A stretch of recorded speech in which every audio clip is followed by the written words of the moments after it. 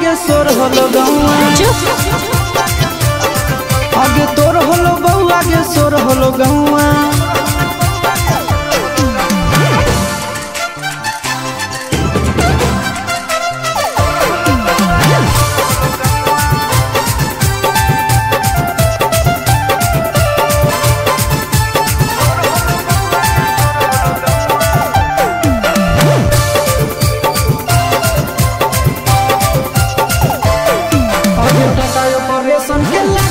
पेट में video viral हो पूरा मार्केट में सुन बोल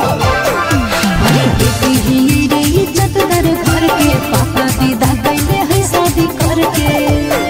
अरे खेते से चोली ले भगवान के कौआ खेते से चोली ले भगवान के कौआ आगे तोर होलो बउआ गे सोर होलो गौआ अरे चुप रहा आगे तोर होलो बउआ गे सोर होलो गौआ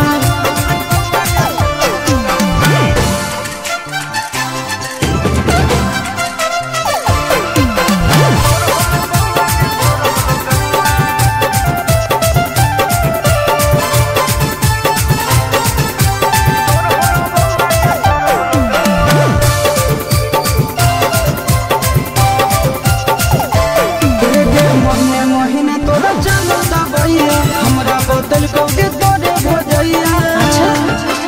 आगे हेरिया सिसवा ने कल बादा नाम बाबा जीवन में निकल आई काम आगे चिंटू चुमल गौगे गाल चमकौआ चिंटू चुमल गौगे गाल चमकौआ आगे तोर होलो बउआ गे सोर होलो गौआ